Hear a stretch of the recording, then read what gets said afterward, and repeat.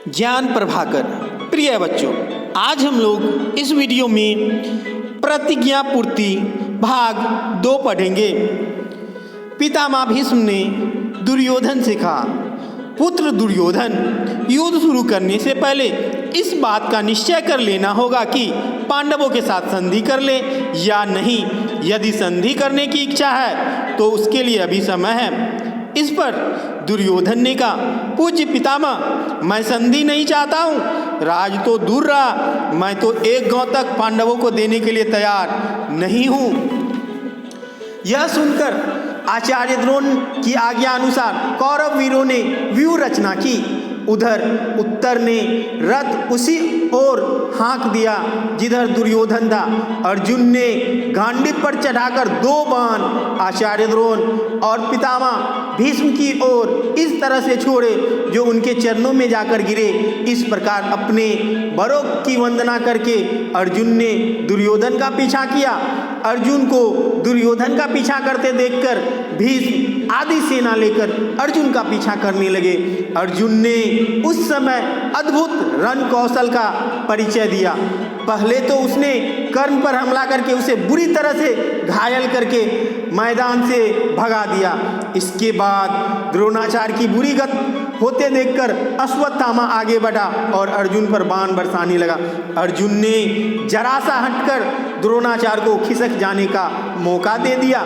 मौका पाकर आचार्य जल्दी से खिसक गए। उनके चले जाने के बाद अर्जुन अब अश्वत्थामा पर टूट पड़ा। दोनों में भयानक युद्ध होता रहा। अंत में अश्वत्थामा को हार माननी पड़ी।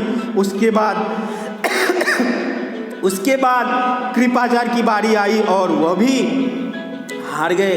5 महारथी जब इस प्रकार परास्त हो गए तो फिर सेना किसके बल पर टिकती। सारी कौरव सेना को अर्जुन ने जल्दी तितर बितर कर दिया।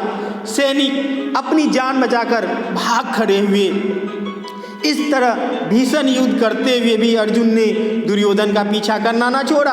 5 महारथियों द्वारा अर्जुन को एक साथ रोकने का प्रयत्न करने पर भी उसे रोका ना जा सका।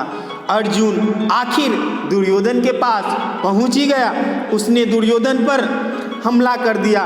दुर्योधन घायल हो गया और मैदान छोड़कर भाग खड़ा हुआ। भीष्म ने उससे कहा कि अब वापस हस्तिनापुर लौट चलना चाहिए। भीष्म की सलाह मानकर सारी सेना हार मानकर हस्तिनापुर की ओर लौट चली। इधर युद्ध से लौटते हुए अर्जुन ने कहा, उत्तर, अपना रथ नगर की ओर ले चलो। तुम्हारी गायें चुरा ली गई हैं, शत्रु भी भाग करे हुए हैं। इस विजय का यश तुम्ही को मिलना चाहिए। इसलिए चंदन लगाकर और फूलों का हार पहनकर नगर में प्रवेश करना।